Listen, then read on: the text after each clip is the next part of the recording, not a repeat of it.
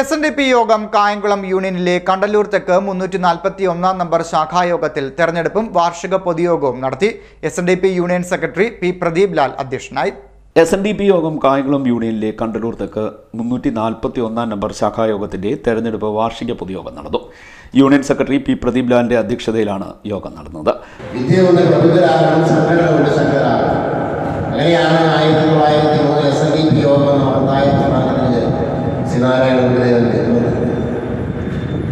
ഏതാണ്ട് 120 വർഷം പിന്നിടുകയാണ്.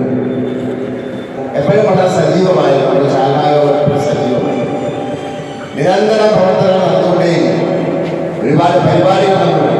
ആ പരിപാടികളൊക്കെ കൃത്യമായി നടത്തിക്കൊണ്ട് വരാൻ സാധിക്കും.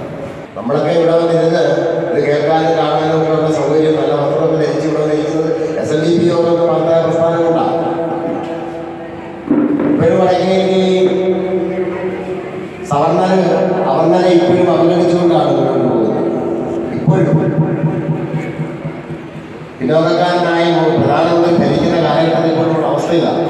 അപ്പൊ എന്ത് വർഷങ്ങൾക്ക് മുമ്പ് ആ മാറ്റം നമുക്ക് കേരളത്തിലുണ്ടായത് ശ്രീനാരായണ ഗുരുദേവന്റെ അവതാരം കൊണ്ടാണ് നമുക്ക് നേടിയെടുക്കുന്നത്.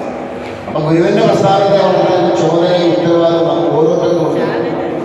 അത് ഏറ്റെടുത്ത് നടത്തണമെന്ന് മാത്രം സൂചിപ്പിച്ചുകൊണ്ട് റിപ്പോർട്ട്, വരവ് ചെലവ് കണക്കുകൾ എന്നിവ ഏകകണ്ഠമായി പാസായി. തുടർന്ന് റിട്ടേണിംഗ് ഓഫീസർ കോലത്ത് ബാബു പുതിയ ഭരണസമിതി അംഗങ്ങളെ തെരഞ്ഞെടുത്തത് വായിച്ചു.